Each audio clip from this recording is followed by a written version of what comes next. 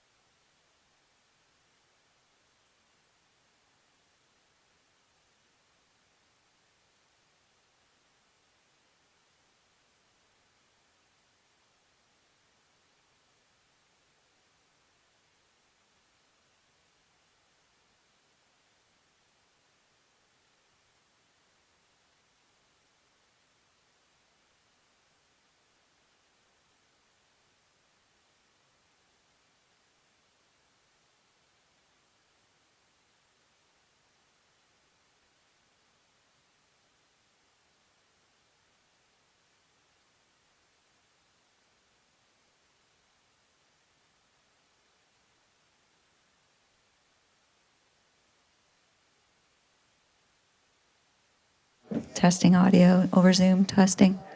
You're good. Testing, testing. Oh, yeah. So everything's good then? Okay. I'm, yeah, connected without audio. I know, that's right. Good, otherwise? Yeah. Should be good to me.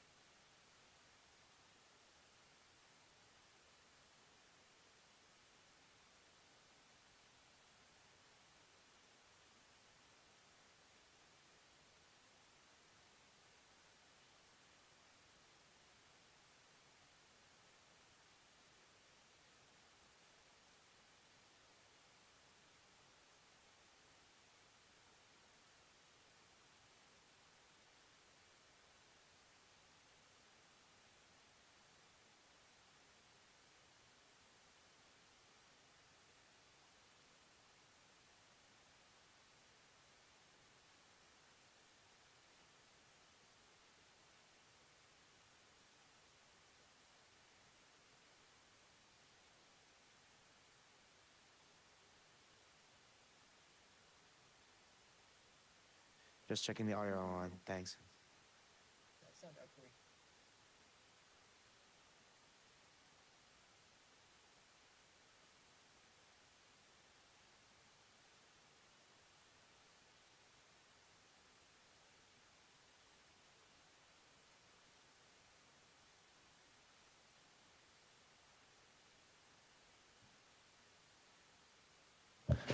Check, check, check. Thanks.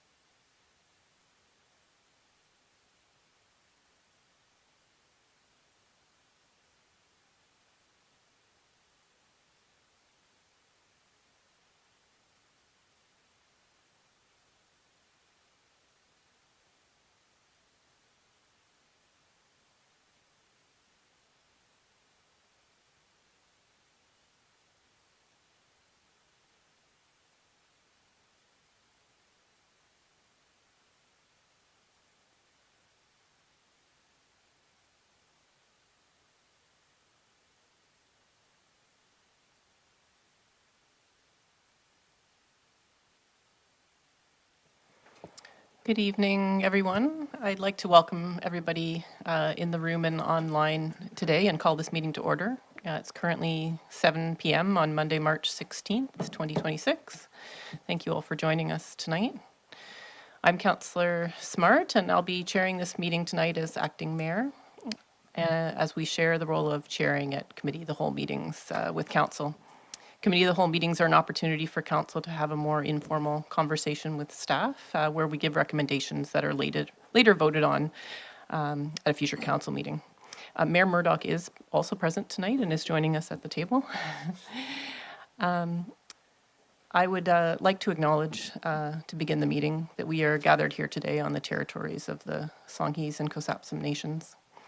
We recognize the continued cultural ties that the nations have to these lands, including significant First Nations village sites that were located in what we now call Oak Bay. Sitchinalth was located at Willows Beach and Chickawitch at McNeil Bay, and we recognize that Belker Creek, Thay One, a coho salmon stream for thousands of years supported thriving populations. We are grateful to the nations for their continued stewardship of these lands and waters. And with that important context, we'll move on to approval of the agenda. Would someone like to move the approval of the agenda? Moved and seconded.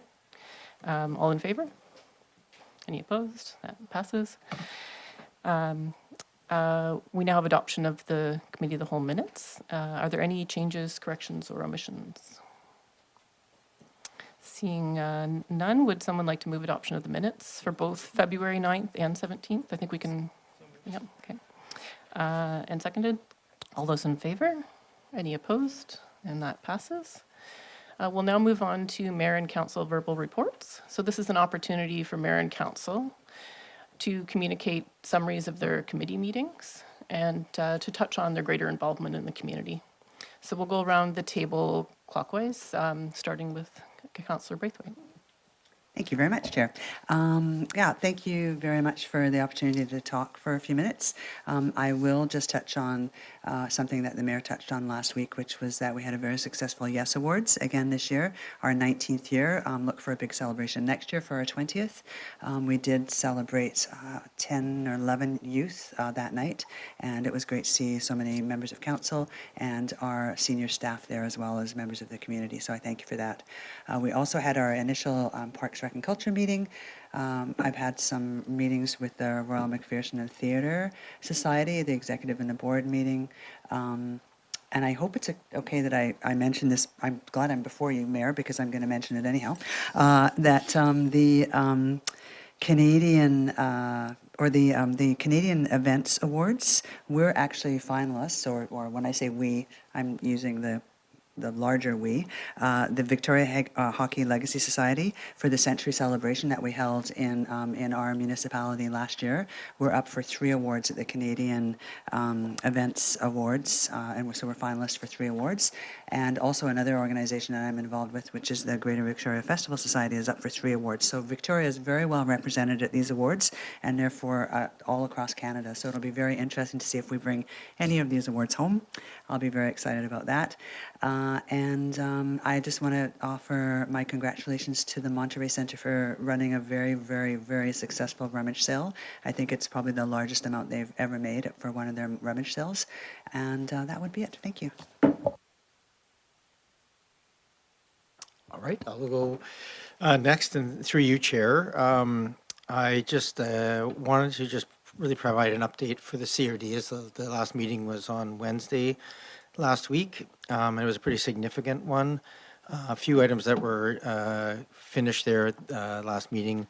I think you might know, there's a model waste and deconstruction bylaw that was being developed for sharing with other municipalities. So that work is now complete and will be shared amongst municipalities. There will be a letter coming out just requesting municipalities identifying any potential sites for supportive housing and sheltering. That was work that was started a number of months ago, although I think some of the value of that is maybe a bit muted by the change in funding for those sorts of housing by the province, but the request will still come to us to do that work. There was a reallocation of some reserve funds that sat in the transportation reserve that are going to be used for some studies for the reconciliation corridor, which is a potential rail and multi-use trail corridor, and it's got some conditions attached to it, but it'll support that planning work to go ahead. The financial plan bylaw passed, so there's a 5.2 increase in the CRD budget. That total includes obviously some sub-regional services that not everybody participates in, and it's weighted, but it works out to about a 2.6% increase for Oak Bay, so that's fairly good news for our taxpayers. And the Hospital District Board was a 0% increase overall. The board also approved a request for expressions of interest process, which I think people are probably aware of, looking to seek potential interested third parties for the Oak Bay Lodge lands. So that work continues with the province seeking funding, but given the lack of funding currently available, that reach out is happening. And of course, advocacy to the province will continue as well for their participation. And that's probably, I think, all I need to chat about this week. Thank you. Thank you. Yes, it hasn't been a long time since our last committee of the whole, actually. But I did participate in the CRD Climate Adaptation Fundamentals Workshop on March 27th, which had a pretty good group from around the region talking about what has been achieved and still a lot of work to be done. So it was an interesting workshop.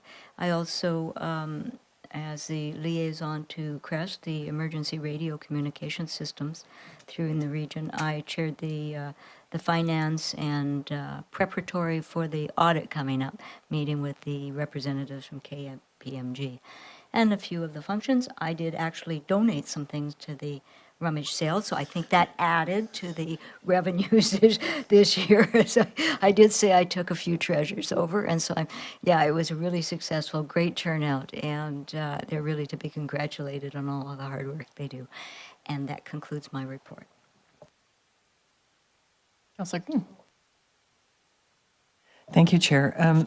Yes, I attended the Heritage meeting where we reviewed the work plan, and that was really a great exercise. I attended with Mr. Bowl and his staff support, and it's a great group of people, and we have just, as you know,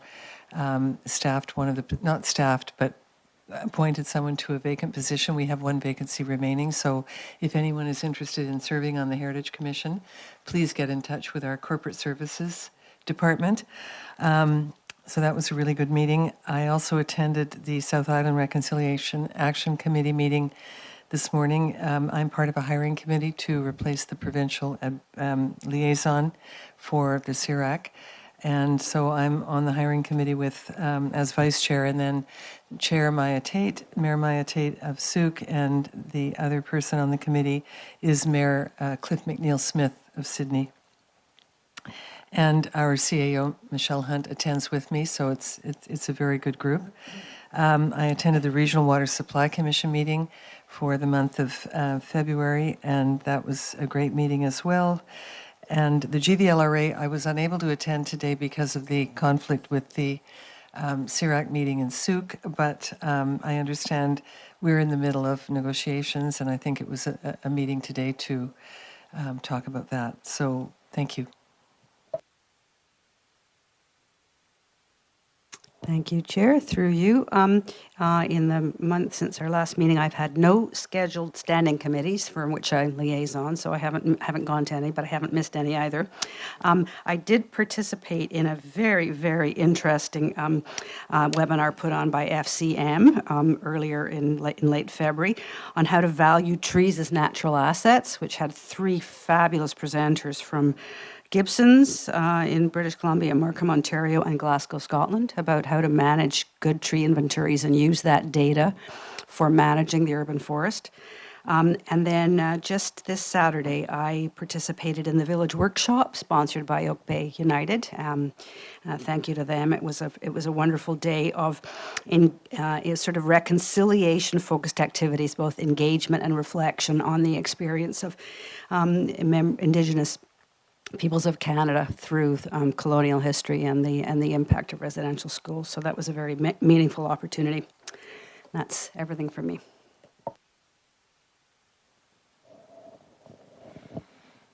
Thank you, Chair. I'll just report out on my attendance as trustee to the Greater Victoria Public Library Board meeting on February the 24th.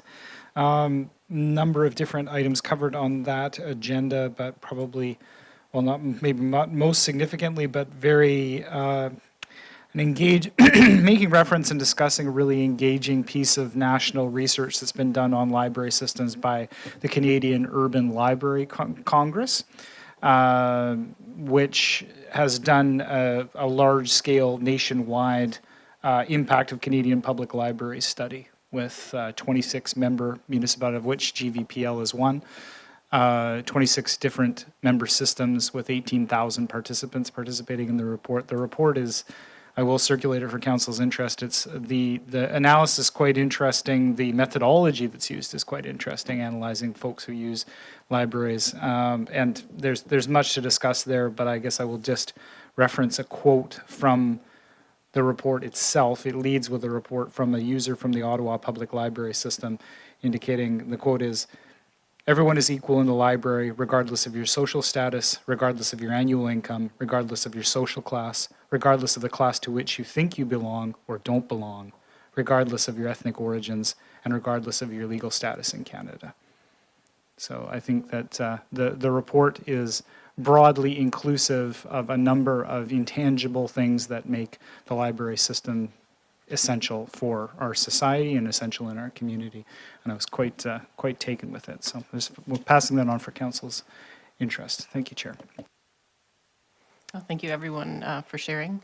My Arts Commission meeting was canceled this month, so I'll just briefly share that in addition to many of the great events shared by the group, I also was able to attend the end of the Oak Bay Quilkit workshop with Councillor Appleton that was held recently. Also the International Women's Day breakfast that was hosted by Mayor Alto. And had a great time pulling ivy with the green team up at UVic. There's nothing more therapeutic than that. And attended the Rising Economy Conference held by the South Island Prosperity Partnership. So thank you to the volunteers, nonprofits, and our staff that continue to provide these educational, volunteer, and networking opportunities for us. We will now have an opportunity to move on to a public comment and question period. This is a time where we encourage and welcome anybody to come up to the microphone and share about something that is not on the agenda. So if you're here in person or online via Zoom or telephone, you can address council regarding topics that generally impact the community of Oak Bay. I'm just quickly looking online. So if you're online, you can put your hand up using the hand icon on Zoom, and I don't see anybody online at this time. So I'm just going to look out to the audience, and I think a lot of people are here for the agenda items, but I just want to encourage if anybody has a general topic, that now would be the time to come forward if it's not related to an item on our agenda tonight. If it's related to one of the items on the agenda, there will be time to speak to it at that time.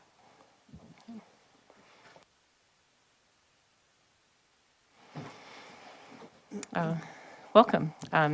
Thank you for coming up. So if you could state your name, municipality of residence, and the topic of your remarks, you'll have 3 minutes. And I would just make you aware that there are video recordings of our council meetings. And so just to be aware of not naming anybody personally. Please begin by turning on your microphone, and you have up to 3 minutes to share.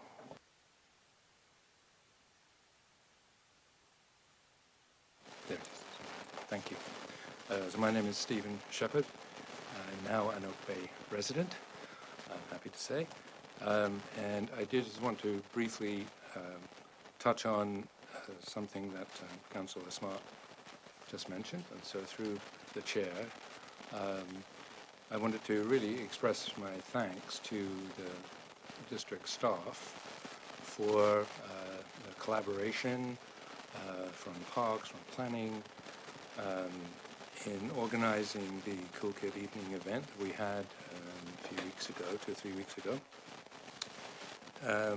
And collaborating with the sort of Climate Champion Network in that session. It was very well attended, and it was focused on sort of how we scale up the community-led aspect of the Toolkit Climate Action Program, and I will keep it focused on that. We had an excellent discussion, a lot of good updates and presentations from what's been achieved so far, and the World Cafe that was organized by Megan Woods and Chris Hidley were very helpful and enthusiastically received, I think. And we heard a lot of interest, and also thank you very much for the councillors who did come after the Yes Award, so I appreciate that very much. A fusion of energy at the late stage of the evening, which is quite useful. So essentially there is a lot of interest in what's coming up. I won't go into that any further in terms of the district's sort of official climate action planning.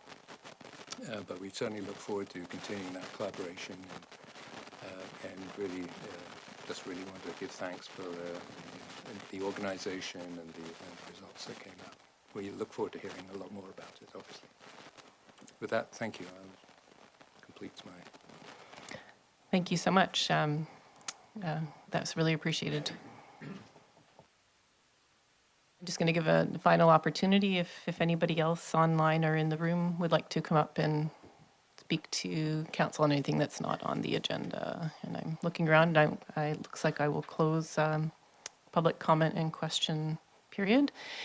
So we're going to move on to 6.1. So we have a report on derelict vessels and marine management. And I'd like to invite Mayor Murdoch to provide some introductory comments and to invite, I believe Justin Stevenson's going to present, but I will, Mayor Murdoch was involved in this, and so I want to give him an opportunity to frame this discussion. Thank you.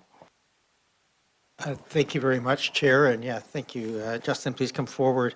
My remarks will be very brief.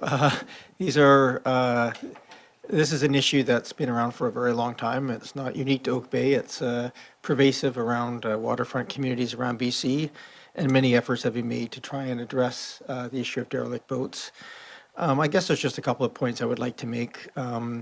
One is that there's obviously primary concern here is environmental cost. Every time a boat sinks, every time a boat washes ashore, every time it breaks up, we end up with a mix of oils and deleterious materials and fiberglass and other things spread everywhere, and that cleanup work has to happen. They sit on the ocean floor often for long periods of time. There's many environmental issues. There's issues with moorage and eelgrass and damage to the environmental piece as well. The other thing I just would say is that there is a fairly significant direct cost that is kind of hidden from us at actually all levels of government. But there's members of the community who spend an enormous amount of time and energy and money helping with identifying and picking up these boats, often taking on a lot of risk particularly when they sink or wash ashore. There's costs to the municipality. We typically don't ask. We just, the public works will show up and on weekends and so forth and pick up materials and pay for the disposal. And so there's direct costs to the municipality that aren't in a line item in the budget, but they're there. And of course, both federally and provincially, there's costs as well as they have to go through those costs. So complicated environment in terms of regulations and who owns what. With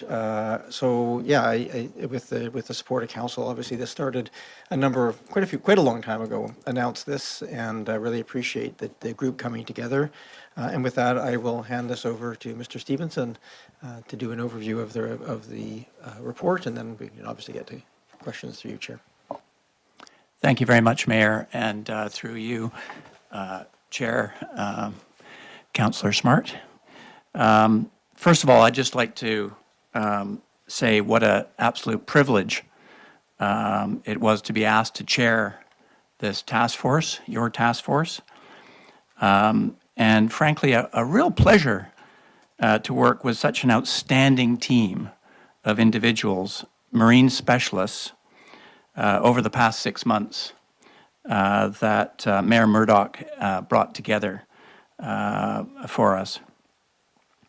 I'd also, before I go into a very brief summary of the report, which I think you all have, I'd just like to acknowledge some of our partners, friends, supporters that are actually came out in the audience today. And actually, before I do that, I just want to say that every member of your task force is actually here this evening. How fabulous is that?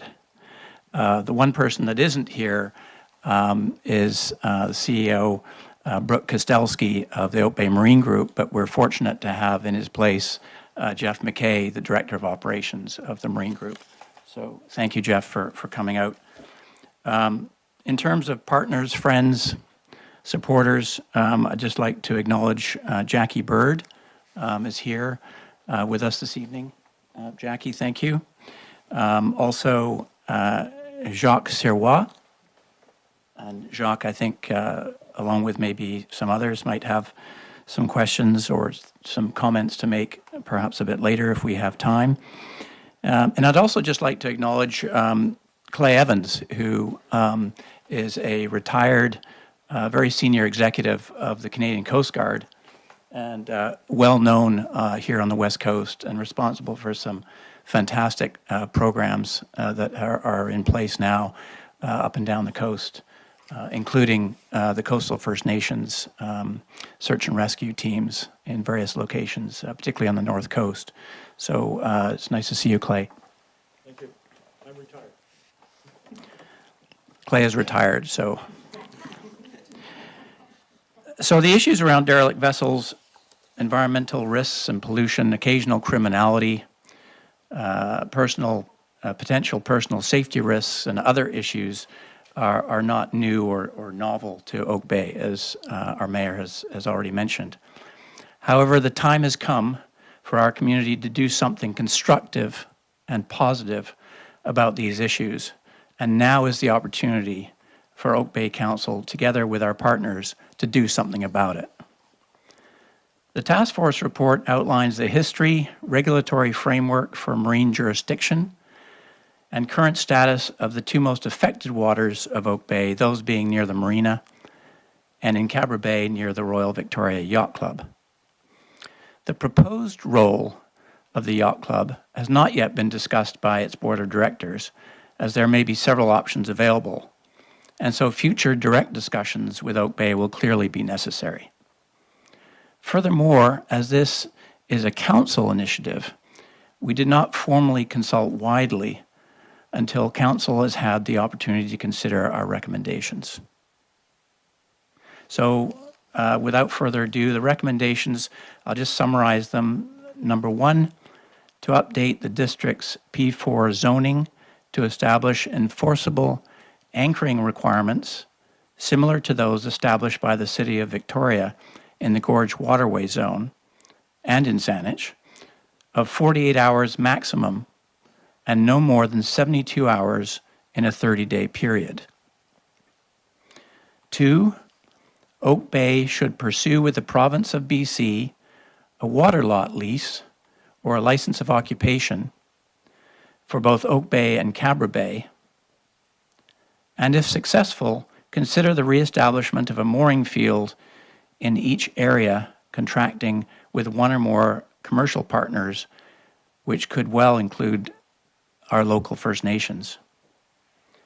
And 3, that the district continue to monitor funding opportunities from senior governments to help offset the costs associated with the removal of sunken and abandoned vessels in Oak Bay waters. And I know that our mayor has already been actively engaged in sussing that out in the last number of months, but certainly since we started our deliberations in September of 2025. In closing, I'd just like to say that although the work of the task force is now complete, we would be happy to work with council and staff in helping to continuously improve our marine environment, whilst enabling responsible use of Oak Bay waters by both local and non-local mariners. Thank you for your attention.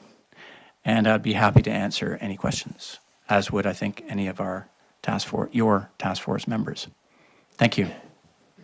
Thank you so much, Mr. Stevenson. So I really want to thank you and your group and all of the community groups that you also worked with to come up with this plan. So I will give an opportunity for council to ask any questions that they have from both that presentation and from reading the report. Councillor Braithwaite. Thanks so much, Chair. First, I'd like to thank the members of the task force for the considerable time and expertise that they've brought to this report. The issue of derelict vessels, as the Mayor had mentioned, and unmanaged moorage has been a long-standing concern for our municipality, particularly because of the impacts of the sensitive marine ecosystems. So I appreciate the report's attempts to balance some of those environmental stewardship, public access to water, etc. I do have a few questions that, through the chair, I would like to ask. And the first was that given that the vessels can easily move between jurisdictions, I'm curious as to whether there's been any regional coordination with neighboring municipalities or regional bodies to ensure we're not just simply shifting the issue from one bay to another, which I know is something that happens with when City of Victoria implemented their changes. Mr. Stevenson? Yes, thank you, Councillor Braithwaite. It's a good question. I would say that one of the reasons that the vessels are currently where they're located in Oak Bay near the marina and sort of tucked around behind the Royal Victoria Yacht Club is because of good anchorage there and but particularly sheltering. It's not appropriate, particularly in the autumn and winter, for vessels to shelter in Gonzales Bay, McNeil Bay, just off Willows, for example. It's just, you're directly exposed to the elements. But in terms of regional coordination, absolutely. At least one member of our task force has been in contact with staff in Saanich, and of course was very involved in the work in Victoria. It's Chris Coates, who's here this evening, who you know well. The CRD, as you know, did have a workshop. Was that in the spring of 2024 to talk about regional responsibilities in this particular area? But your question is a good one. Have I addressed that? Okay, thanks. Thanks, Chair, and through you. Obviously, one of the biggest concerns that a lot of us around this table, I think, have is the eelgrass. And so I'm wondering if we have a baseline data on the eelgrass damage or seabed disturbance that would allow us to measure environmental improvement over time, because I know that for example, I'd like to know who funds the restoration work around this eelgrass beds. How long would the seabed need to recover, and would mooring fields be limited as a result of that work? Sorry, a lot of questions in there. Yeah, thank you for that. Mr. Stevenson, if you could answer the best you can. No, but obviously, I mean, there's further work to come. So there is a lot more work to come. But the good news is that, yes, we do have a baseline. There's a lot of really excellent work that's been done by our partners at Sea Change organization, Sea Change Society. And Jacques Sirois can maybe talk a bit to that, perhaps a bit later, if there's time. But there's a good baseline, not only for eelgrass, but also almost square meter by square meter, what is actually on the seabed in Oak Bay and Cabra Bay. There's video that they've put down scuba divers with cameras to actually survey the area. And I think Ian, correct me if I'm wrong, but I think Songhees First Nation has also been quite active in this area. That's correct. Also in hand with Sea Change and their research work confirming what it is. Yeah, great. the comment there for those online was just in agreement with the question. Thank you, and I'll just ask one more question before I pass it on.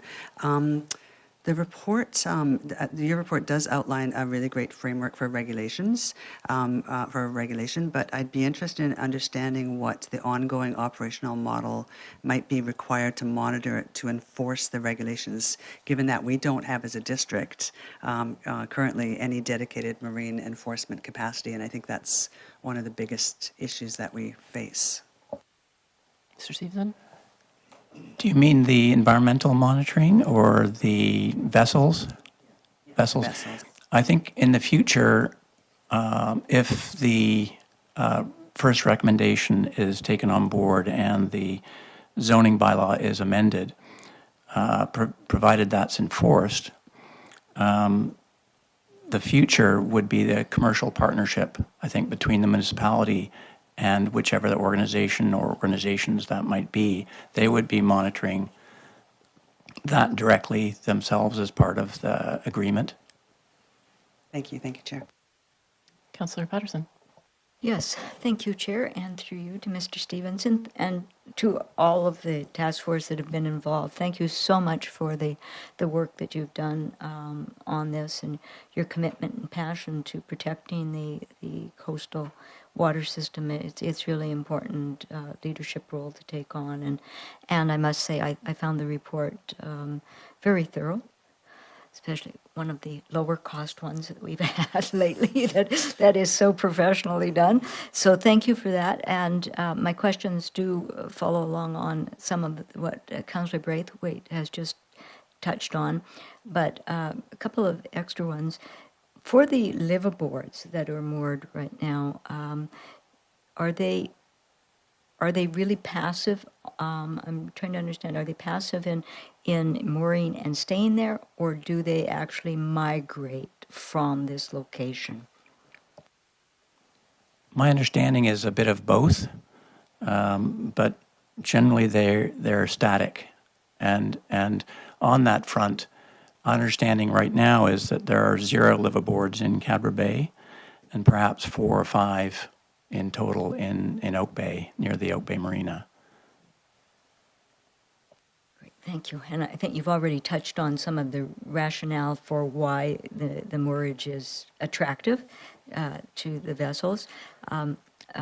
Touching just again on the eelgrass beds and the general environment, do we understand if we want to undertake rejuvenation of the seabed, what's the time frame? Is it fairly lengthy? Is this a year would do it, or is it a multi-phased rejuvenation? It may be multi-phased, but I think that nature seems to be a really powerful rejuvenator itself, left alone.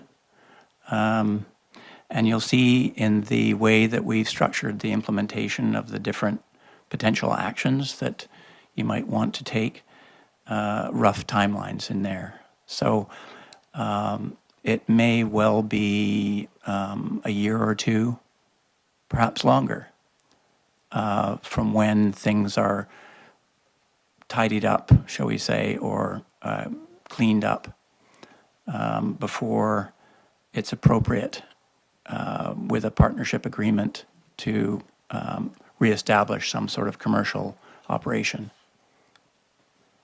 Thank you, Chair. And one last question before I pass it on. Councillor Braithwaite did touch on the ongoing costs of doing this. I'm just wondering, for getting control and the cleanup of what exists there as it does today, do we have an idea of the magnitude of costs that that we would have to fund? Short answer, no. Slightly longer answer, it will be something. Will it be tens of millions? No. That's about all I can say about that. Thank you, Chair. Thank you, Mr. Stevenson. Councillor Appleton and then Councillor Green. Thank you, Chair, and through you to our guests, my sincere thanks for the work that the task force has put into producing this material. It's excellent, really good reference material, and appreciative of everybody's time and effort and expertise that's been put into it. My question sort of centers around an issue of jurisdiction, and I was aware that City of Victoria, had implemented zoning over the Gorge Waterway to help, implement an outcome essentially to limit long stays in that area. I'm kind of interested in that, obviously, by what we have seen and what I've observed just in the gorges is that there was a fairly strong push up front, and then it seems to have not recurred, at least in the same extent. I'm interested in the enforcement parameters between what the City of Victoria is doing there at this stage of the game, and does the bylaw, implementation of the bylaw and, by association, the necessity to enforce a municipal bylaw in that scheme, where does Transport Canada fall into that, milieu? Because normally abandoned or derelict vessels would be dealt with, on a priority basis by Transport Canada. So does the creation of the municipal zoning or the municipal bylaw zone continue to, I guess, obligate or entrain Transport Canada to play the role that they have previously, or is it somewhat of a transfer of responsibility to the municipality? Yeah, that's a good question, Councillor Appleton. Thank you for that. My understanding is there were about 40 vessels that were actually left the Gorge Waterway area or taken out. Although the City of Victoria successfully applied for a license of occupation to manage that area, there was little or no subsequent interest in establishing any sort of proper commercial moorage there. So my understanding, and Chris Coates can talk more to this if you would like, but and more eloquently than I, but it's not, it really isn't an issue anymore. And frankly, unless there is a obstruction to navigation, navigable waterways, the federal government isn't going to be too bothered with it. I think your point was in terms of Transport Canada was perhaps providing notice to derelict vessels or liveaboards that might be there. My understanding, Chris, is it's not been an issue since Victoria dealt with it. Come sit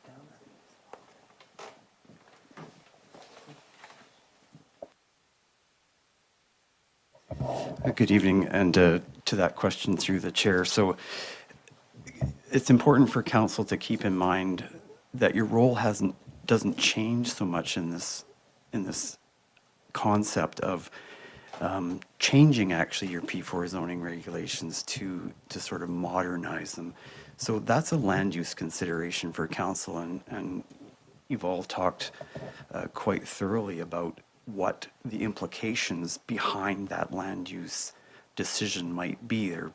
They're based on sort of conventional municipal reasons, to put it in that kind of a perspective. So it doesn't necessarily result that a local government in that situation assumes somebody else's jurisdiction, but there's a bit of a gap in terms of who handles the situations. And so, for example, the district has P4 zoning in place that covers the land that's covered by water, but it sort of is contrary to a 2016 Supreme Court decision that suggests clearly there's an inherent right to shelter, and so the ability to say that one cannot anchor overnight or live aboard a vessel overnight contravenes that. So that's sort of the cleanup that's necessary, and then sort of more conventionally adjacent to Bay waters on either side are these regulations that sort of comply with that. Now, keeping in mind that Victoria's Gorge Waterway Zone is a snapshot over a specific area, and there's a lot of discussion and consideration around what that applies to, so it shouldn't be thought of as that's a blanket change, because it's important for a local government in these situations to maintain their jurisdiction and not intrude into a senior government's jurisdiction. So it's a convoluted answer to a tough question because the short answer is it kind of depends on what the final decisions are in terms of where and to how that would apply. Thank you for that extra detail. Councillor Appleton, does that suffice? Do you have any additional questions? Councillor Green. Thank you very much. And through you, thank you so much for not only a tremendous report, but for all of your hard work over the last 6 months. Really appreciate it. I just had a couple of questions to say through you, Chair. Have you talked about, or did you talk about a potential funding model for this kind of work? Did that come up? You did make a reference to funding in the report, but I wondered if you went into any further commentary around funding. And the other one was around environmental protection and assessment planning. I also wondered if you had any ideas about that. On the Saanich Peninsula, as you know, there's a group called SIPS, which is the Saanich Inlet Protection Society, and I wondered if there was any discussion about creating something similar on this side of the peninsula. So just comments on those three things. Thank you. Thank you, Councillor Green. The short answer is no, not really. I think that's something for Oak Bay and commercial partners and the local First Nations to consider in the near to midterm. Chris, I don't know, or Mayor Murdoch, I don't know if you had any other comments about funding models or any of our members. Mr. Coates. Through the chair. So the notion of funding, there has been intermittently federal funding for certain types of activities on the water, and it wouldn't, I should say, there hasn't been a comprehensive funding situation where, taking, for example, this report from start to finish, that there would be funding for that. And we did ask Ms. Morden to sort of take a quick peek as the report was being put together to sort of get the lay of the land on the federal funding part of that right now, which is there is a program, but it isn't being funded.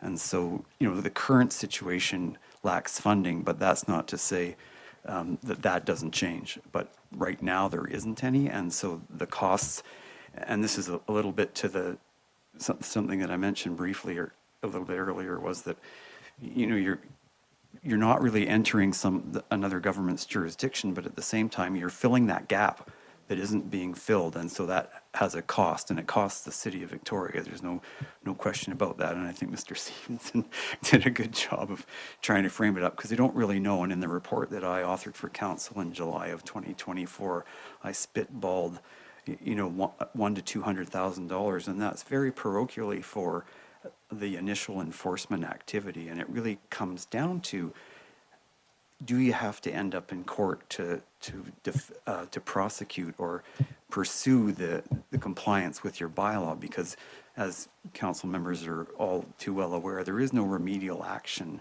at local government's disposal in these instances. So the further enforcement is in court. So it really does depend on the degree of compliance as to what the cost would be of that first piece. Thank you. Mayor Murdoch.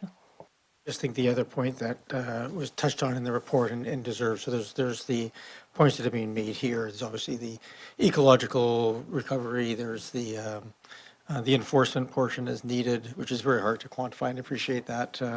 It really does depend on how, I think the report talked, I really appreciated the thoughtful thing of maybe staging things in and giving lots of notice and working with, because there isn't, unlike the gorge, there wasn't not 40 sort of intransigent boats. There's just a few people to work with, and the other cost, I think, it's just to put in proper environmentally appropriate mooring buoys. Sorry for my voice; it's a little bit rough. That those costs are there, and then so the model, I think, that's been talked about in here requires license of occupation or lease. So there's a time cost of the lease application and the consultation, and then there's the pretty substantial physical cost of these really high-quality mooring buoys and installation, and then the ongoing maintenance and so forth, and inspection. And that's where I think the corporate model, I think, would hopefully be able to largely offset those costs, so that the daily rent or whatever would sort of help cumulatively cover the cost. But so I think that's probably one area that hopefully would not fall heavily onto the municipality if it went forward. Thank you. Thank you. Any, Councillor Watson? Thank you. I'll come at the end here. And again, just thank you to everybody who's done such hard work. It was really fascinating reading to me. It's quite a complex area for regulation and management and environmental protection. And so I learned a lot. Just one comment was with respect to the eelgrass, I know that there have been successful efforts in Brentwood Bay in replanting eelgrass, not just waiting for it to come back on its own, but actually actively moving that into the areas where it's being degraded or removed. But my only question is just I'm not a boater, so in your first recommendation, you're pointing to bylaws, I think City of Victoria and Esquimalt, was it, that you said, that have a zoning bylaw that limits anchoring. And I was just curious, two things.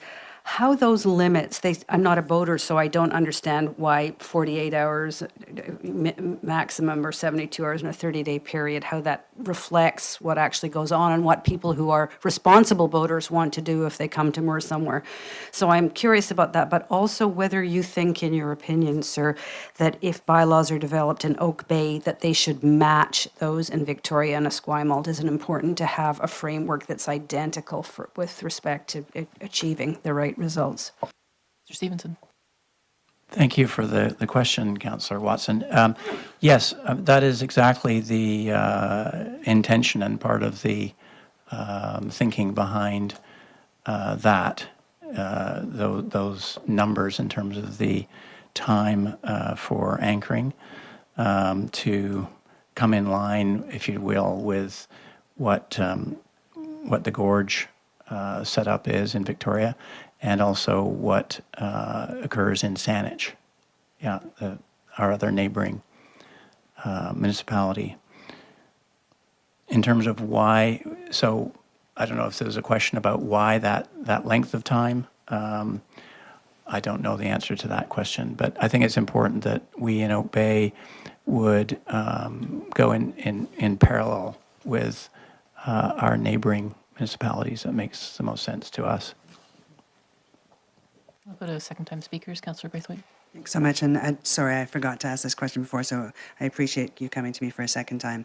And it was around, as far as obtaining a provincial tenure for the water lots, how likely is it that the province will give us a water lot lease or a license of occupation? Because I know that without that, we can't do things like manage mooring, charge fees, or regulate buoy placement. So. Well, I'm an optimist, and I'm going to say it's very likely, but I'm going to call on my colleague, Mr. Coates, to address that.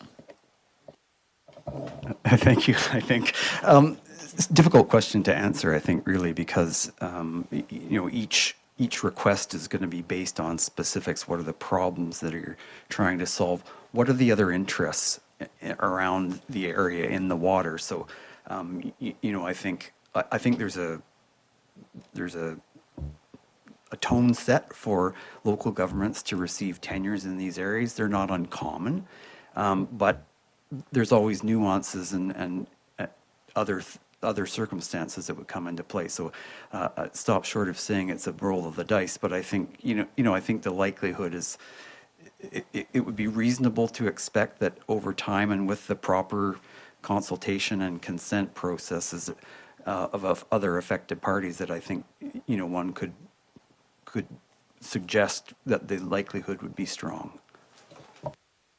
And if I could just add, I think the more specific we can be, you can be in that application in terms of the area and its definition, the more likely it is that the province would grant tenure.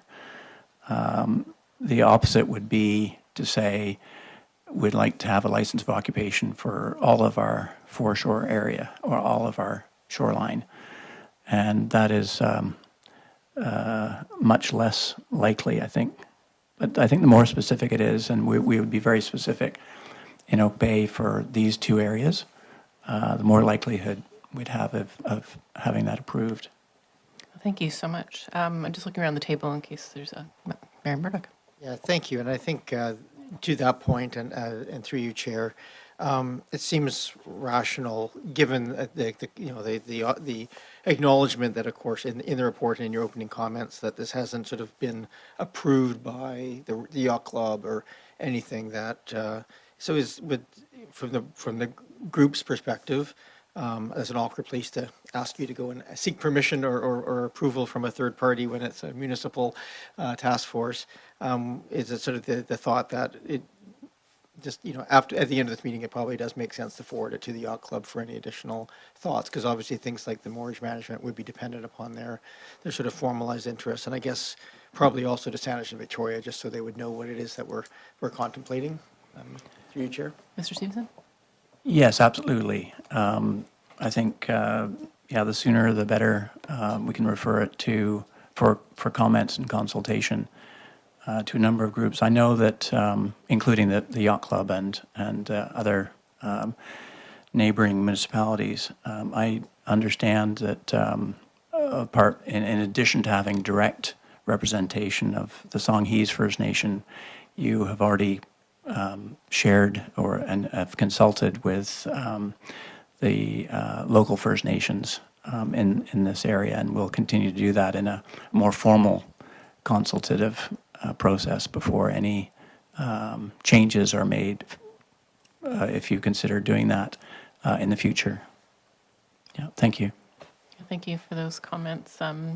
Anyone else around the table? So we've had a rather fulsome discussion, but I do appreciate the fact that there are lots of people in the room that are particularly involved in this. And while it's not technically open for public input, I will allow additional speakers to come to the table if they have something to say that was not in the report and not already brought up tonight that they feel is really relevant for council to hear.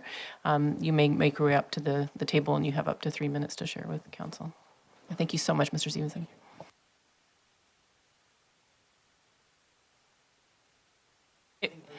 Yes, if you could just turn on the microphone and state your name, municipality. Thank you. Here? Yes, thank you. Jacques Sirois, Oak Bay resident, interested in our beautiful shorelines and Baco Creek estuary. I am very happy to see this ball rolling forward. It's an important topic. I have only one thing that I didn't see in the report that I would have liked to see, and there's already been a lot of money spent cleaning up Cadborough Bay and Oak Bay. And I think it would be appropriate to have these figures. Many boats have been removed. I'm not sure, I think it's at least 7, 8, or 10 out of Oak Bay and possibly 20 out of Cadborough Bay at huge cost. It would be nice to know how much did it cost. Also of interest, Surf Rider Foundation has sent divers here on at least 1 or 2 occasions. They collected a lot of debris, a huge cost as well. I saw what was they put in their bin there. The amount of debris that they removed was quite astounding. Unusual items that I didn't expect to see, like a television set, for example. So Surf Rider Foundation, we should aim to get an idea of how much money they spent doing this. And same thing with Sea Change Marine Conservation Society. They've sent divers down at least twice already. They've done transplant of eelgrass already in Cadborough Bay and in the Baco Creek estuary. So the Sea Change Marine Conservation Society has spent, and they have installed 5 buoys for voluntary non-moorage over eelgrass. And so they spent possibly $30,000, $40,000, $50,000 Sea Change alone. So I suggest that we get these figures somehow to get the conversation. There's been serious money spent, and there will be a need for serious money to keep going. Thank you so much for sharing that. I think that's something very much on the mind of council, and we heard a little bit around the table, the sort of intangibles of seeing work that needs to be done, potential cost coming our way, but the sort of more intangibles, well, what is it costing us already from a risk point of view, from a cleanup point of view, And I think that's something that imagine staff would potentially be bringing back to the best of their abilities with the recommendation in the report today. Ms. Hunt, would you want to comment on whether or not that would be seen as potentially to the best of staff's ability in the scope of balancing new costs versus existing untangible costs? Thank you very much, Chair. Yes, I mean, and you hit it on the head there, you know, to the best of our ability. So I'm not sure whether or not these costs are quantifiable, but if staff was directed to do some work, we would obviously look at that. Thank you for that. Did you have anything else further to mention? No, thank you Yes, very much. Thank you so much.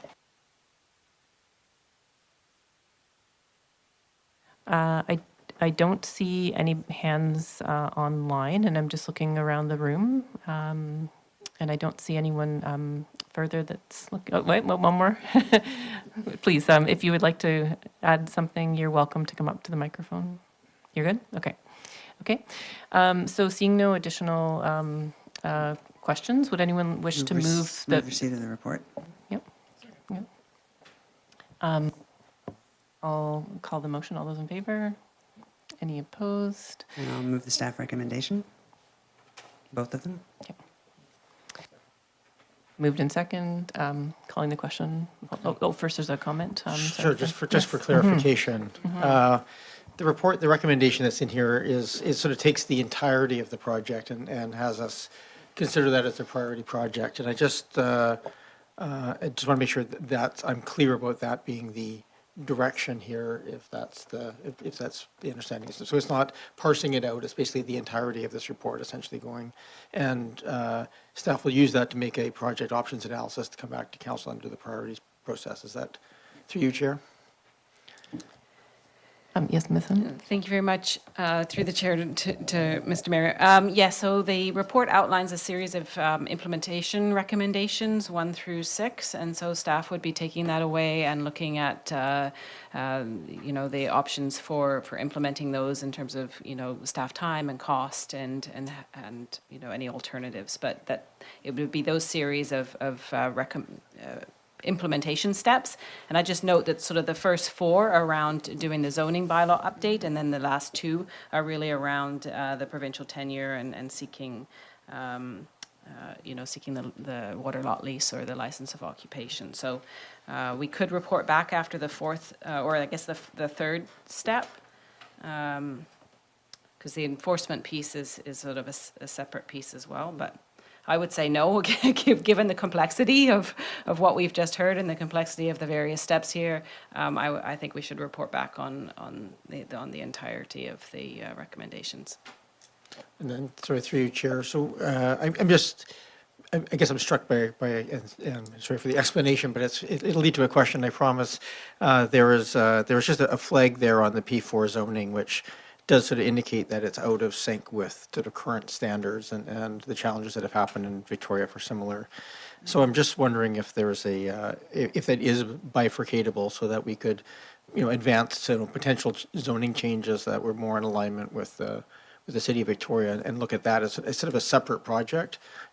Setting aside, we wouldn't be doing enforcement and so forth for the time being, but just sort of right-sizing that zoning and then dealing with the other steps perhaps separately. So through you, Chair.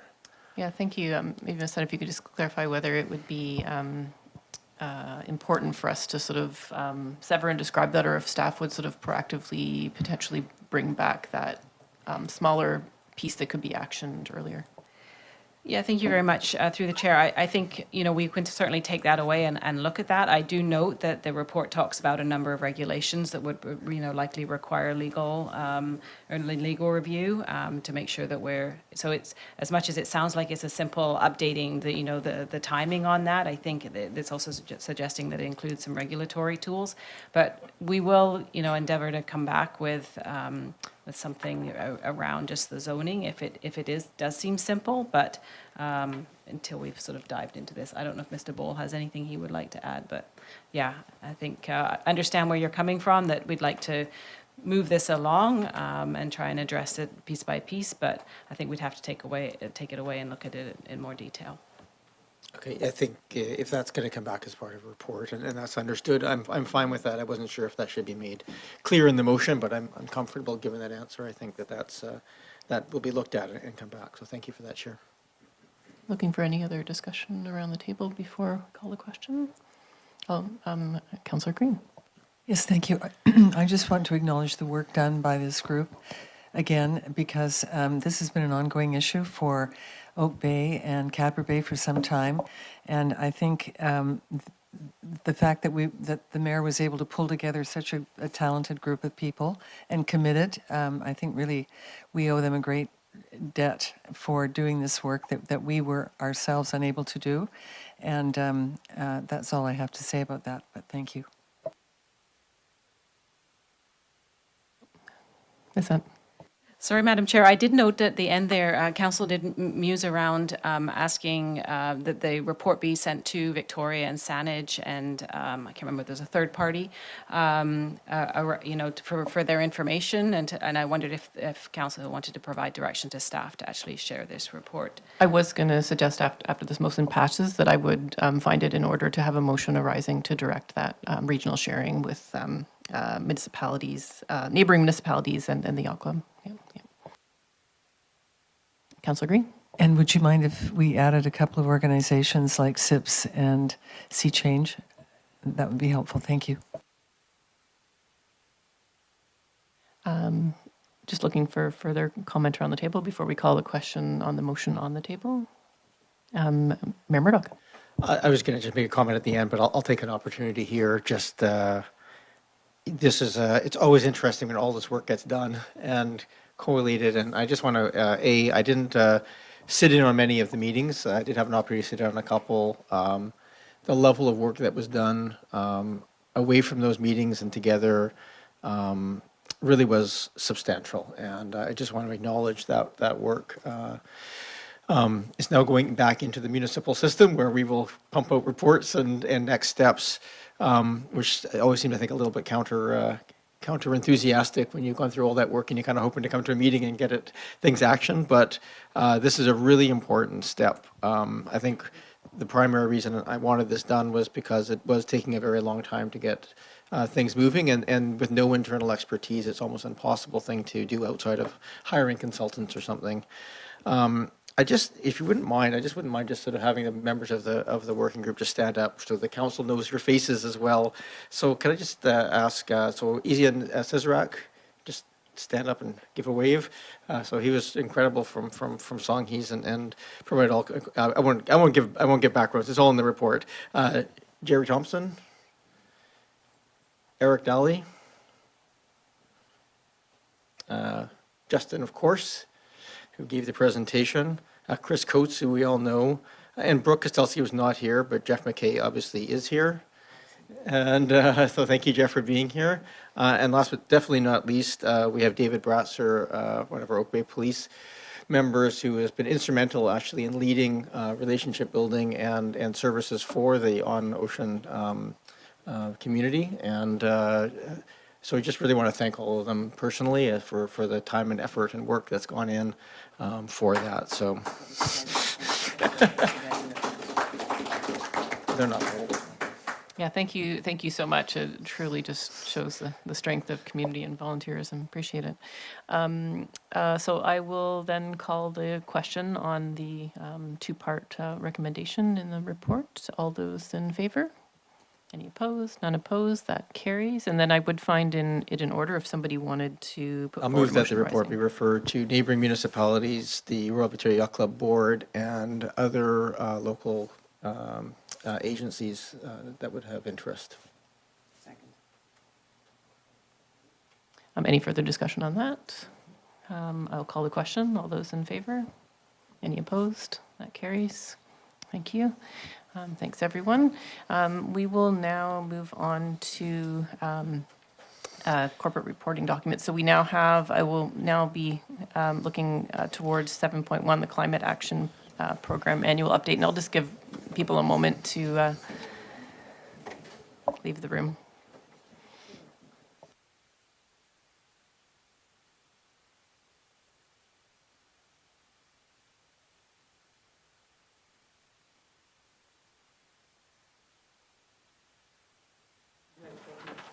All right.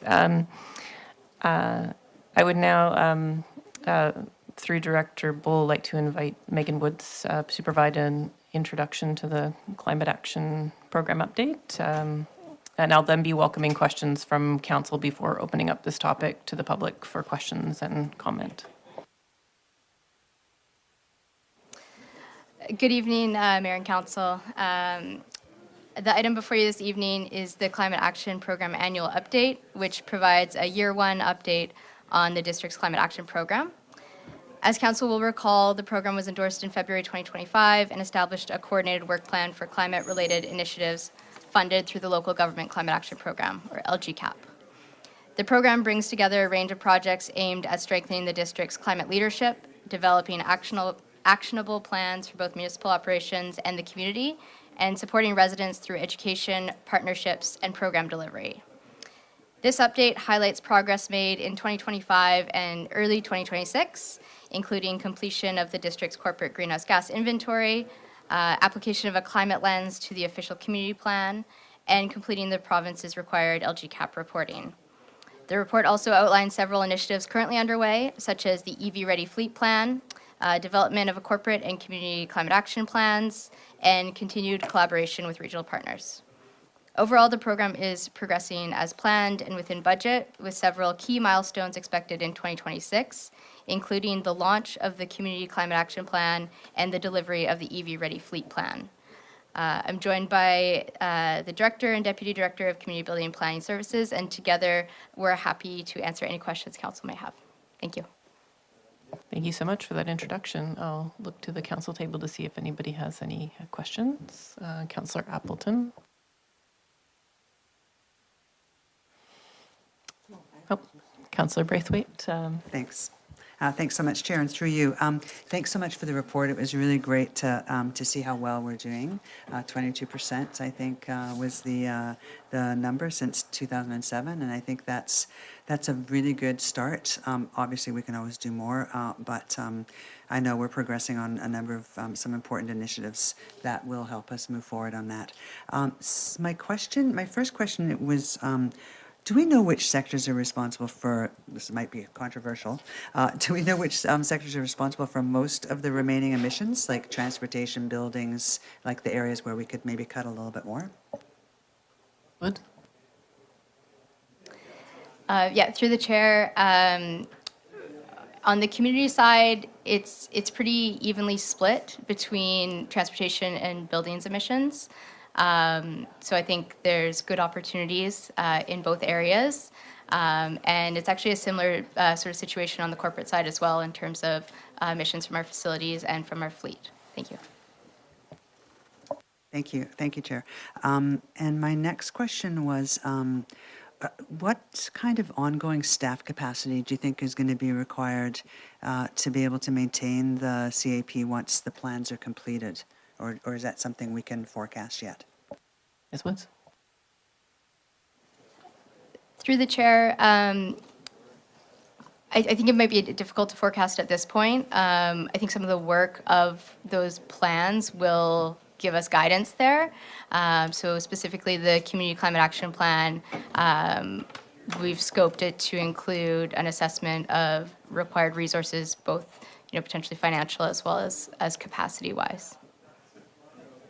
Thank you. And then lastly, just around the optional provincial and federal grants, do we know what additional ones might be available to supplement? I know there's some through BC Hydro that we take advantage of, and the green community, I think we take advantage of. Is there any others that we could possibly look at in the future? Just a clarification through the chair. Is this grants for the community or for us as an organization? A great question. Why don't we say both? Through the chair. So from the recent Clean BC review, we do expect that there might be some changes to some of the rebates available to the community. I'm not sure if there's been official announcements there yet, but it is a changing landscape. I think the one that sort of comes to mind is potential for EV rebates.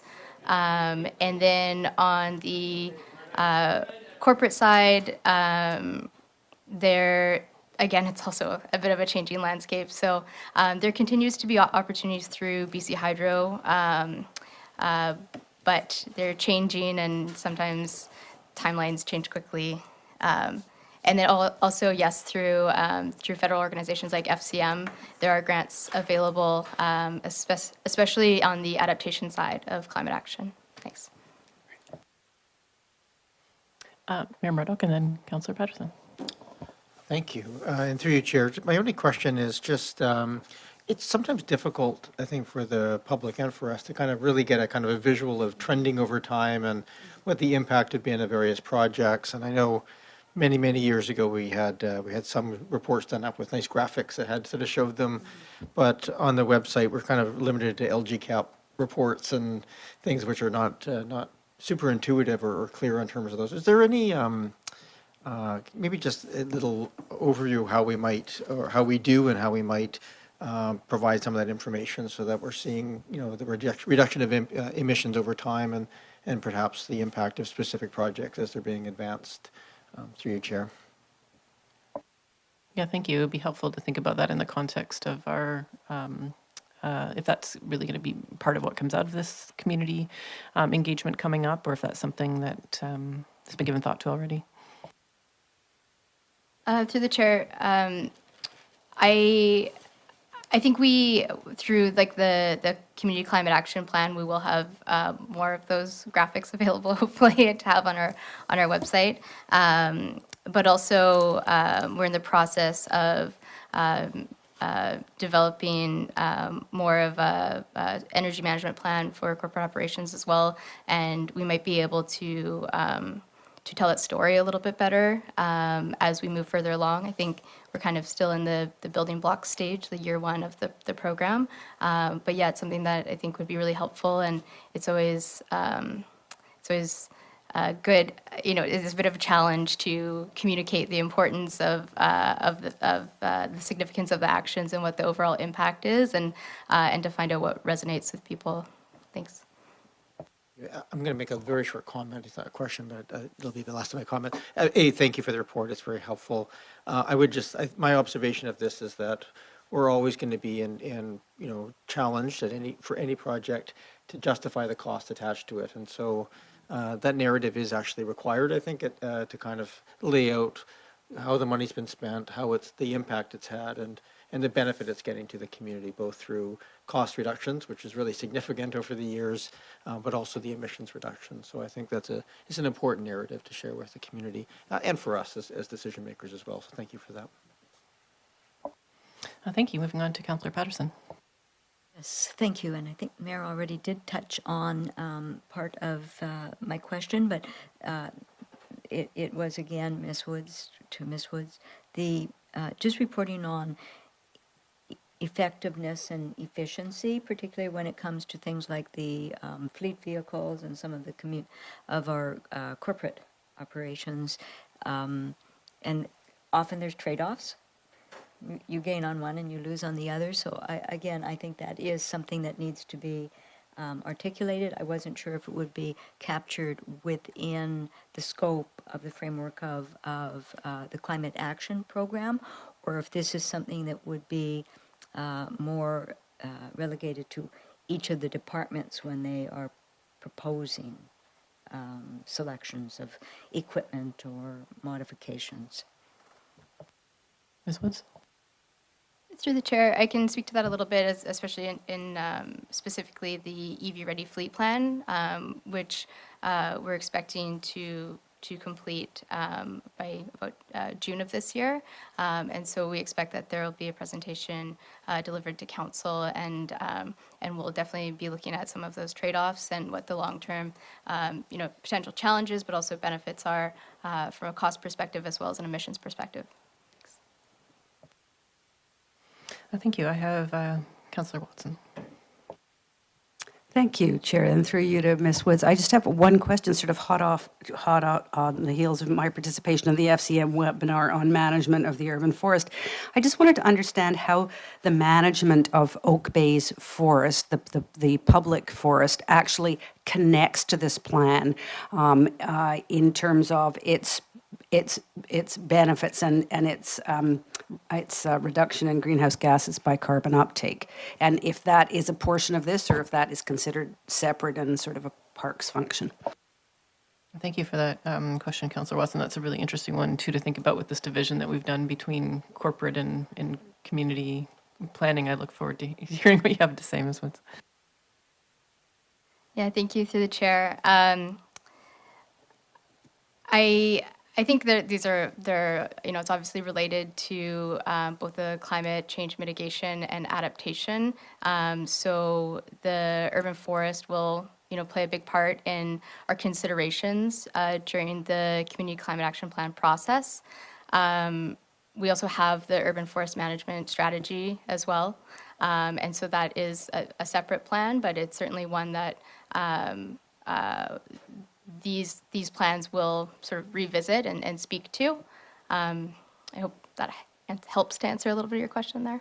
Yeah, so I think you're acknowledging that clearly there's a cluster of plans and activities that actually come together to create the total benefit in action, and you're well aware of that.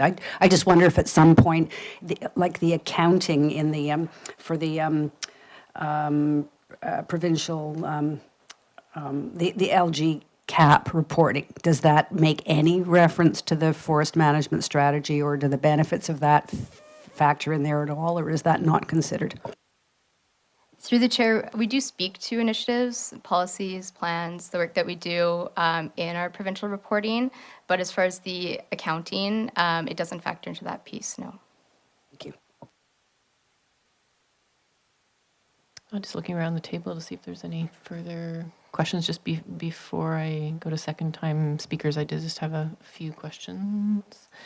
So I just really wanted to express my appreciation for the report, and really I think I'll echo what we heard from one of the residents in a correspondence letter, that it's just amazing to see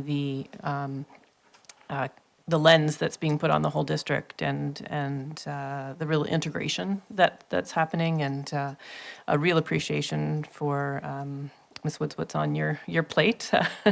And I think some of the questions that are already coming around the table are kind of touching on this already, because climate almost touches everything.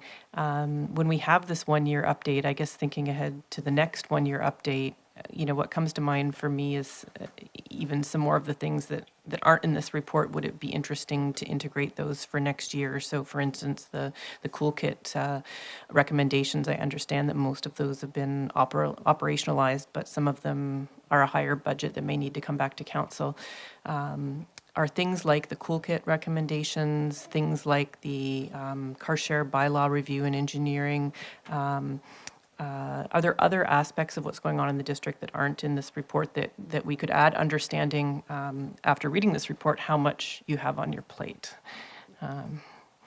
Just curious what we can develop for next year. Thanks. Thank you, Chair.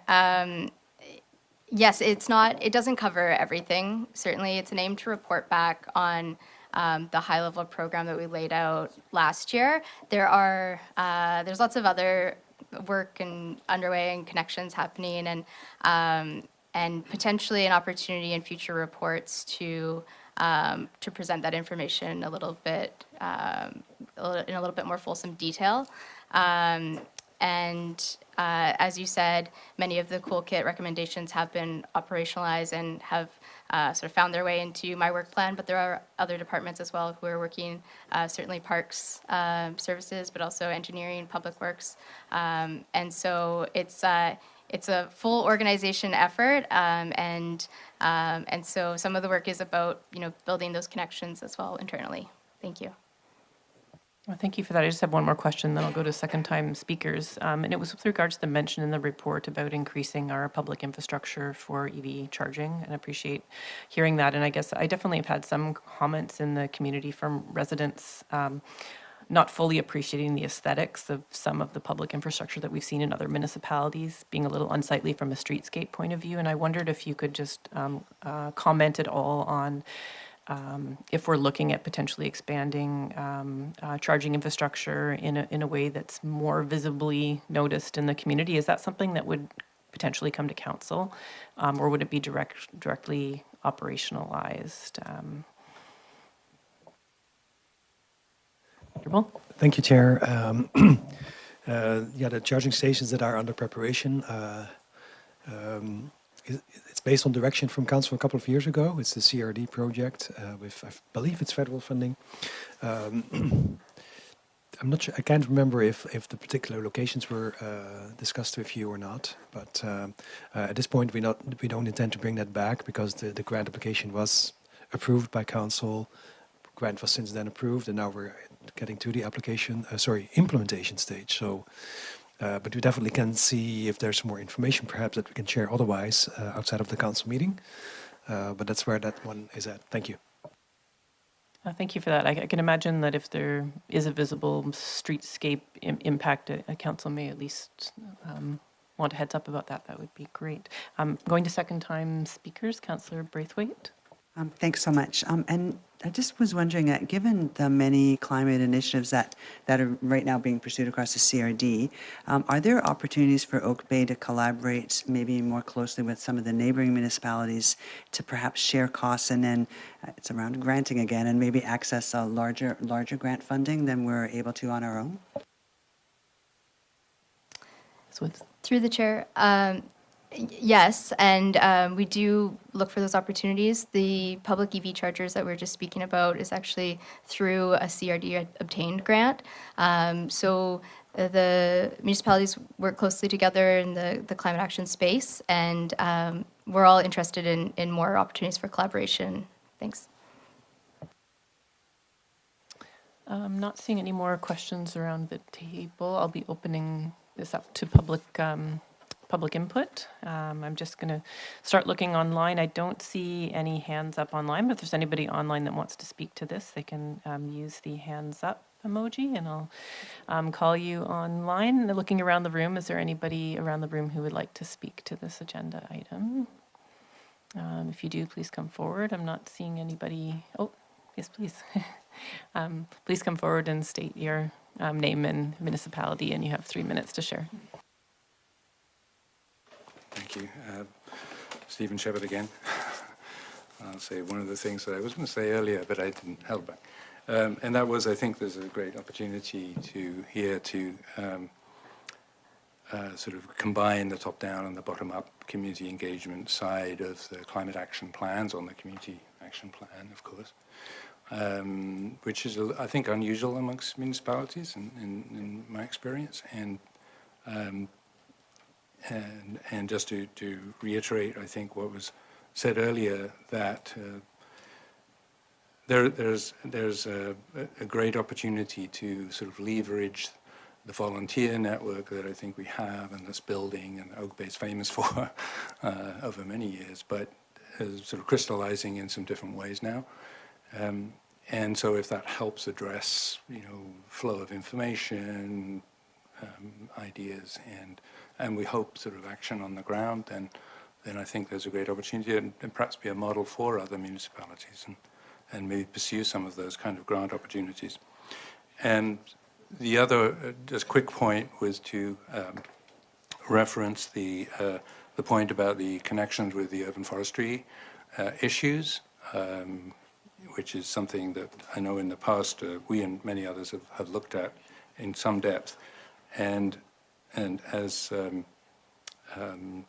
Megan just mentioned, there is considerable, obviously, benefit to many things that address not just carbon emissions, but human health in a sort of a warming and worsening climate, and many other ecosystem services like stormwater management and cooling, etc.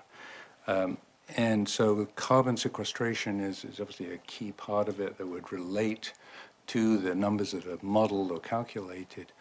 But there's a lot of other ways that the urban forest contributes to the health of the community and the climate resilience through the cooling, through reducing energy use, both in terms of cooling and in terms of heating, by reducing energy use where you have sheltering from trees. There's a lot of research on that kind of stuff. So it's not only carbon sequestration, it may be more significant in some other areas that will address the climate actions that we want to take. But I really appreciate those points being made. Thank you. Thank you so much for sharing. Looking around the room and online, and I don't see, we do have a speaker online. Ms. Matthews, you are invited to speak. Please just state your name, municipality, and you have up to 3 minutes. Thank you so much. Thank you. One of the things that I was thinking about, and I did miss part of this conversation because of a phone call, but I live right at Windsor Park, and I can't tell you how much I'm looking forward to electronic vehicles working in the park, because the sound levels of our non-electronic vehicles kind of make many days of the week almost impossible to be even on my back deck, because it's so noisy. These non-electronic vehicles are so noisy. So I'm just wanting to add the concept of sound to these non-electronic vehicles. So I'm hoping the electronic vehicles and the electronic tools are going to be quieter, and I expect they will be. So I just wanted to add sound to the conversation. That's really all I wanted to say. Okay? Thank you, Ms. Matthews. I appreciate that. There's often, when we focus on climate, other benefits that we experience, reduced sound, good air quality, and such. So thanks for touching on that. I appreciate it. Looking around the room, I don't see that we have any additional speakers. So I might bring it back to this table. The suggested motion is just to receive the report. Councillor Green. I'm happy to make that motion, Chair. Moved and seconded. An opportunity for discussion around the table. Councillor Green.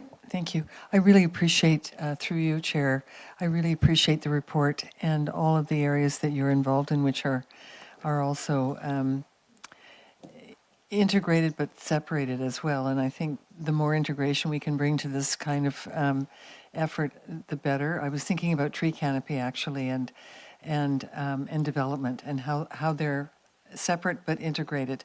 And I think that's another area that we need to think about when we have pressure to develop, but we also have pressure to preserve tree canopy. How do we wrestle with and reconcile those two polar opposites in a way? So those are some of my comments, but I really appreciate the work you're doing, and I think it's great that it's situated in the Planning and Building Department. I think that's a great location for that kind of policy integration as well at that level. Thank you. Looking around the table for any other comments. I want to give a big thank you for this report. I think it's really evident in this sort of gathering and assembling stage, just what a difference this is making to the district, having this lens, and we're so appreciative of the work that's being done and the way it's being undertaken to really work together. And I think what I heard a little bit around the table was like an overwhelming appreciation for what's been done to date, and kind of a hopefulness of where we might get to as far as being able to further develop this and take it to a communication point with the community, and whether that's really around establishing 3 to 5 metrics that are really easy for the community to understand, so they can just have a sort of sense of like progress communication wise of where we're headed in the district. But right now we're doing a lot of the groundwork, and there's a lot of work to be done, and so I appreciate that that's where the energy is being focused right now. With that, I will I'll call the question on the motion to receive. All in favor? Any opposed? None opposed, so that carries. Thank you so much for your time. So right now, we're going to be moving on to the draft Indigenous Relations and Reconciliation Framework.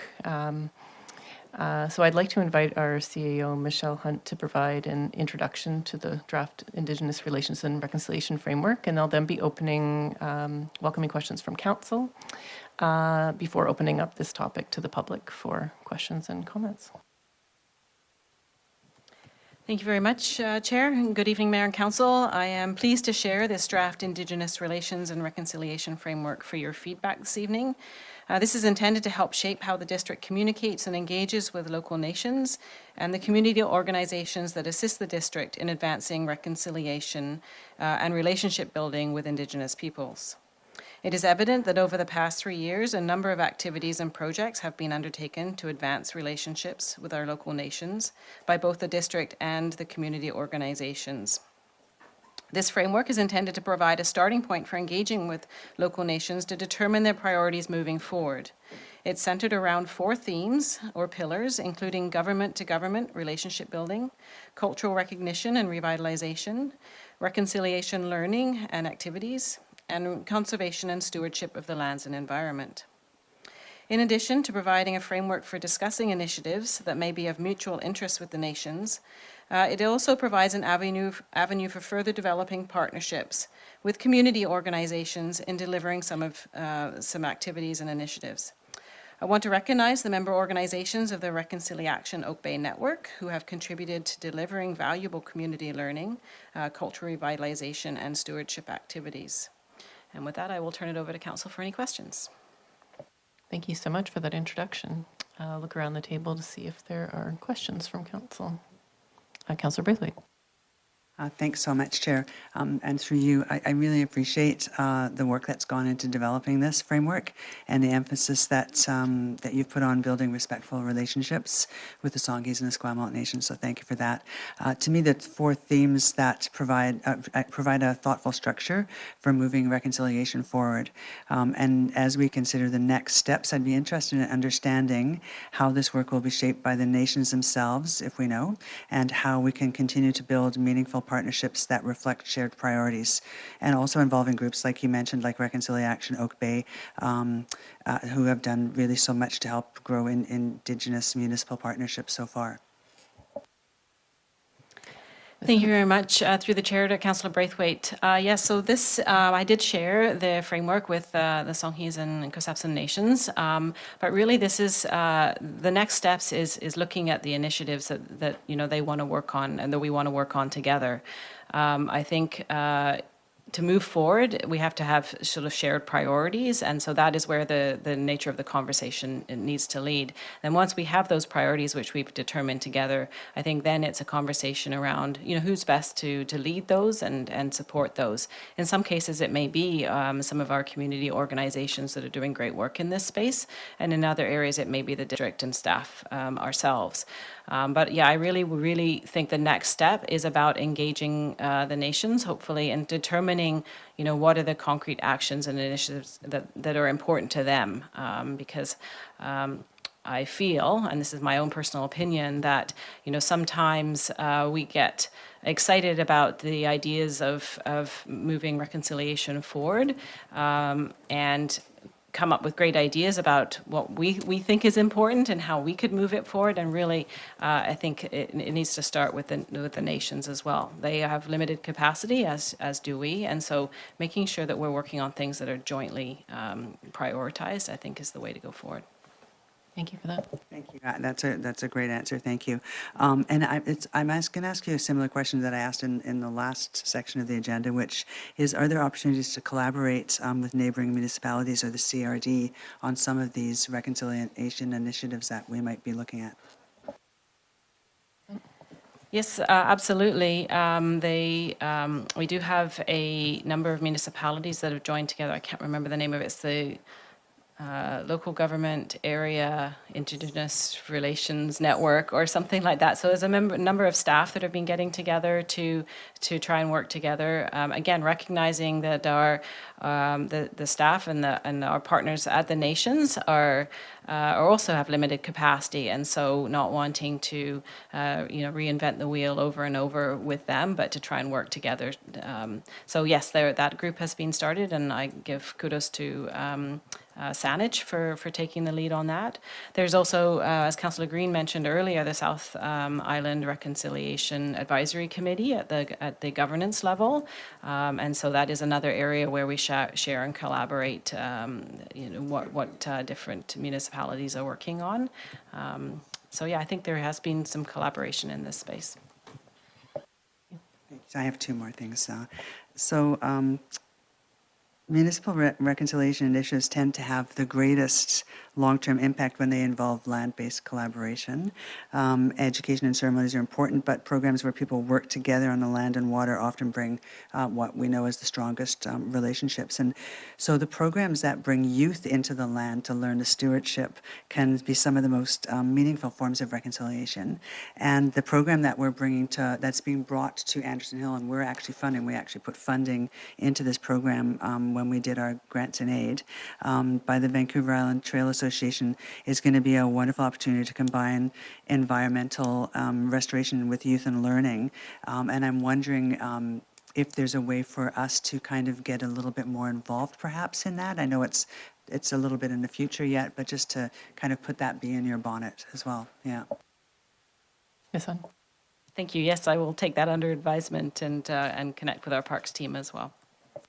And then lastly, Chair, I know that we received a letter on the agenda that suggested the framework might be strengthened by identifying a small set of guiding principles, shared values that could help ground the district's relationship with the nations and guide this work over the long term. I think it's a good suggestion. I hope you do too. I think it's good for us to consider. While the framework does a good job of outlining the themes and the actions, I think the guiding principles would help articulate the approach to see that we could look at how to continue those relationships to grow and evolve. And I'm wondering if you have an opinion on that. Thank you. Yeah, thank you very much, Councillor Braithwaite. I did also note that correspondence, and it got me thinking. The only we're working with individual nations as well. Right now we're working with Songhees with a relationship agreement, and I think, there will be a certain set of values and principles that, that relationship agreement will have, and other nations may have other sort of principles. So I was trying to keep this at a high level. This is not just, the local nations of Songhees and Kusapsin, but we also do work with the WLC and the Wasanic Nation, and also there's, urban Indigenous peoples. And so I was really trying to keep this at a higher level, recognizing that, yes, when we are working with a specific nation, that there should be some guiding principles and values that frame that relationship. Thank you so much. Yeah, thank you for those great questions. Looking around the table, does anybody else have additional questions? Councillor Watson. It's sort of a question. Thank you. I was really struck by the strength of the themes. That the 4 themes were not overlapping, very clear, and easy to communicate. And I just wanted to know: are those themes that in other jurisdictions have sort of landed and are being usefully employed when they're working in reconciliation, or are these things that just came out of our own discussions? Ms. Hunt? Thank you. Through the chair to Councillor Watson, I do have to confess that, I did hold this role in my previous employment, and so did some of that work there, and so I've taken some of the learnings there and incorporated it here. But these are fairly common themes that you will see across various types of relationship agreements and other protocol, engagement protocols. But yeah, I did draw on some of my previous background. And just a reflection of that, I certainly know with nations in this part of Canada that the 4 pillars, which this again reflects, is a very common motif or symbolic statement about how we ground ourselves. So thank you very much. Not seeing any other questions around the table. I did have one question myself, and thank you, Councillor Braithwaite, for asking the values question. My question was just with regards to sort of, our accountability at this table, and just wondering, seeing this great framework now, how do we keep these themes present year-round? How do we have a yearly check-in on this, or what is the sort of accountability acknowledging that this does sit in the background, and that is very essential for, especially for staff work. But I'm just wondering if any initial thought has been given to how we keep these themes on our mind as we do our work. Thank you very much, Councillor Smart. Yes, I sort of envision an annual reporting process. You're right, there's a variety of initiatives that are being implemented across the organization as well as in the community. And I think, ensuring that council has a lens on those, that a sort of an annual reporting out process would make sense. Yeah, I definitely want to, my very last sentence is a process for tracking initiatives and reporting to council on progress. And so it is, that's very much part of this framework. Fantastic, thank you. Seeing no other questions around the table, I'll be opening this up to public input. Welcome anybody to come up to the table, state your name and municipality, and you have up to 3 minutes to share. Thank you so much for joining us today.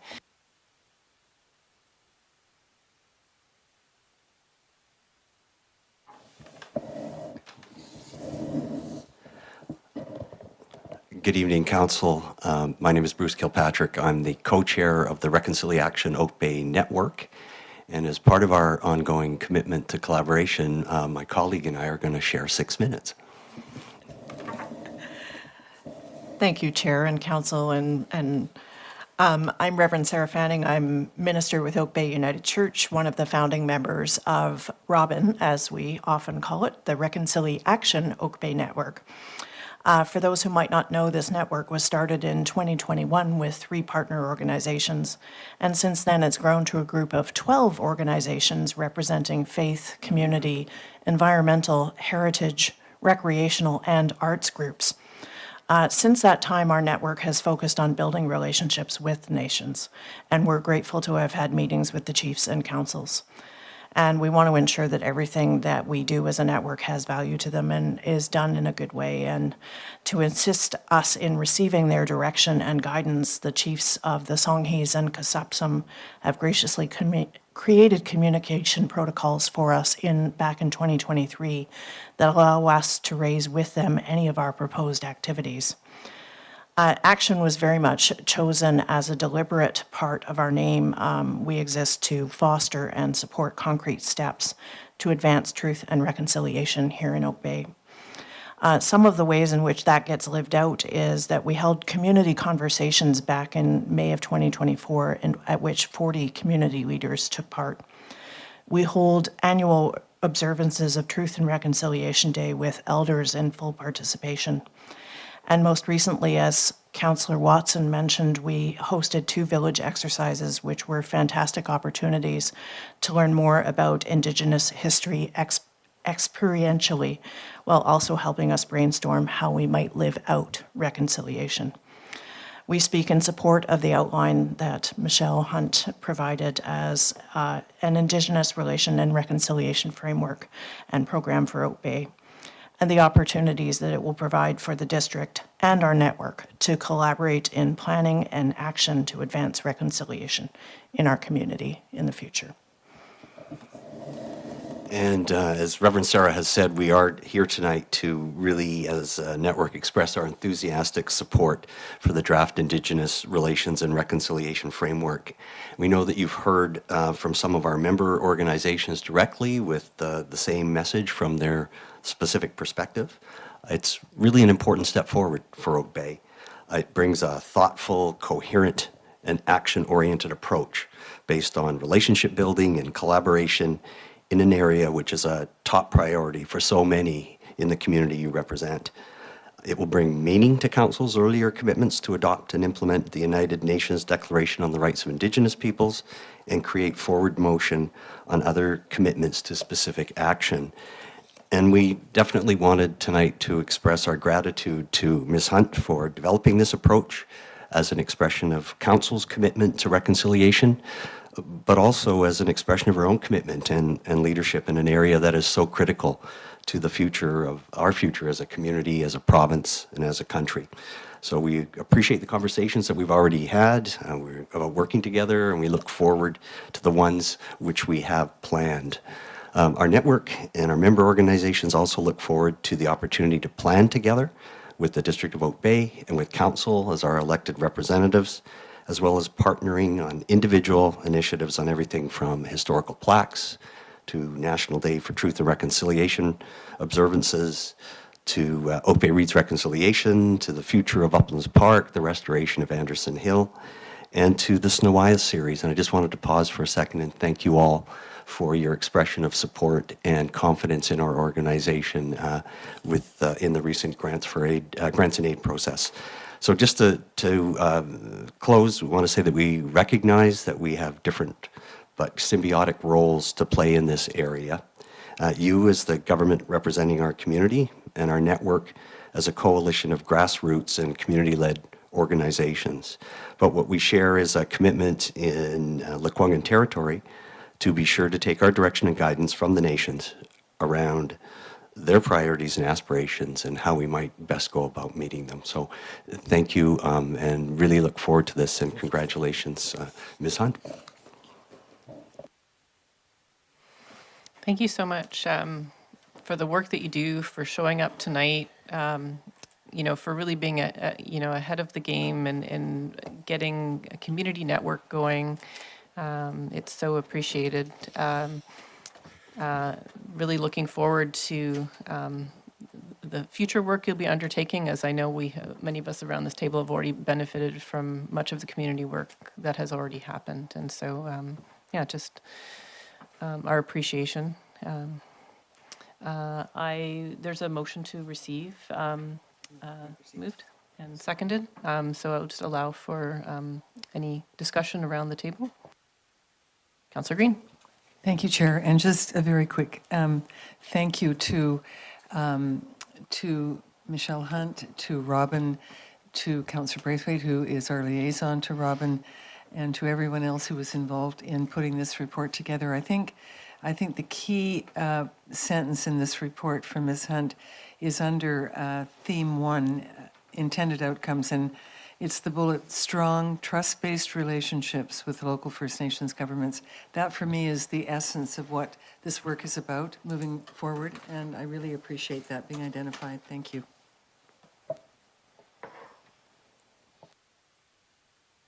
Mayor Murdoch. Well, I'll echo the thanks for the report. I think it captured things very well and gives us a nice foundational starting point, or I guess check-in and continuation roadmap, probably more accurately. I'm curious, maybe Ms. Hunt, if there's anything in that, in developing this roadmap that you sort of saw, here's a few key areas where council themselves could be more actively engaged, and to maybe any other regional bodies or other things as you've thought through. I know it's not in the report because it's more of a high level, but and if you have it, that's fine, of course. But if just curious if there's anything that sort of, as you've been going through this process, that's kind of you sort of thought about that there are ways that council can aid this process, and maybe something's coming up in the future. Ms. Hunt? Yeah, thank you very much, Mayor Murdoch, for the question. I think council has been, as evidenced by the attachment, there's lots of initiatives that, council's actually, brought up and been leading and been involved in. I think what struck me, and the reason I put this together was so that they didn't seem disparate, so that they were connected to some outcomes and to some objectives. And so I think, moving forward, it is just about connecting all the various things that you want to do as a council in terms of advancing reconciliation, to sort of being connected to some outcomes. So I don't know that there's anything more. It's about being purposeful around, what those actions are and why we want to do them, and perhaps putting some policy work around some of it. So one of the items I know that we've been trying to work with the nations on is street naming.